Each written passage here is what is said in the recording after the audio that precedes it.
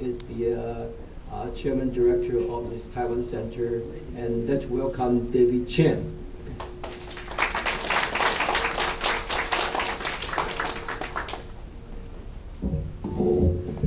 Good evening.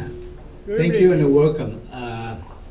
First, I will invite you to join me to give Mr. Richardson a welcome applause. He just finished up 10 days in Taiwan, and he might have a little bit jet lag. I want to share with you, last time I was here, it was June last year. He made a 90-minute speech. I was so impressed.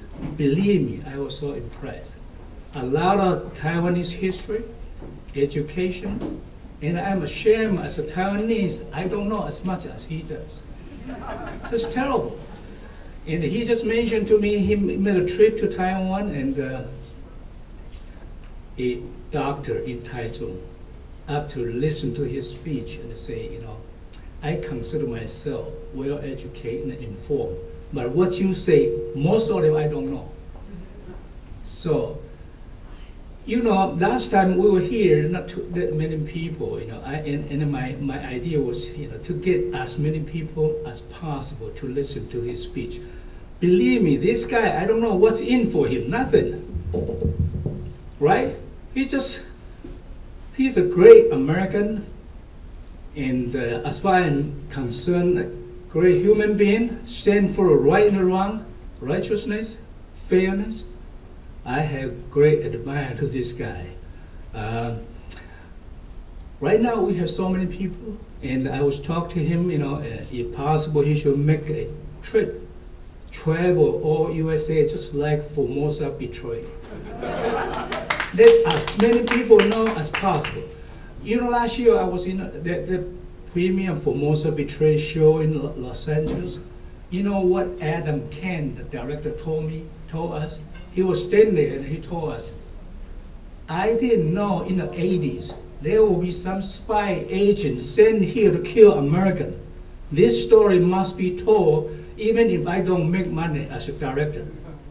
We need to do that. We need to push this. If he's agree, you know, he's traveled to show it like Formosa betrayal. How's that? Thank you.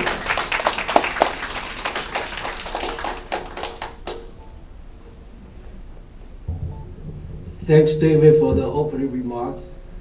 I think most of us, or I would say all of us, all come from Taiwan, or maybe you were born here, but your parents are Taiwan.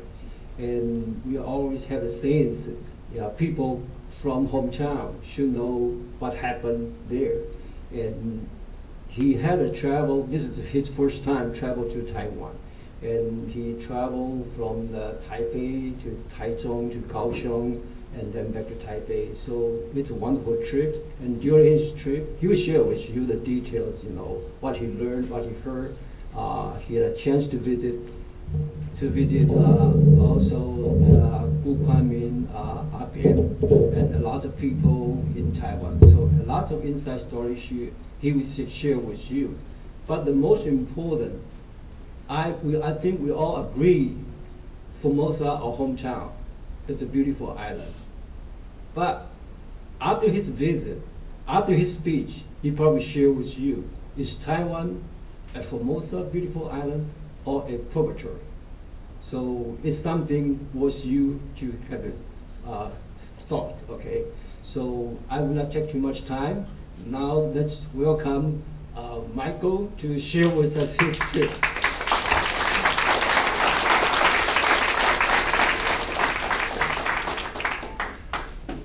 Daka ho. I learned that in Taiwan. There's always also a clipboard going around, and if you have email and you'd like a free subscription to my articles I write about Taiwan, just put your address on and I'll give you a free subscription. I now love Taiwan after having visited the island and meeting all the fine people there. But it wasn't a love for Taiwan that got me started learning about Taiwan. It was because of my obligation as an American citizen. In a democracy, when the government does wrong, it's the responsibility of the people to do right. And about 2 years ago, I was very ignorant about Taiwan. And then I learned about the Roger Lin lawsuit, and I became curious about what are they saying? What about America's role in the history of Taiwan? And I began studying.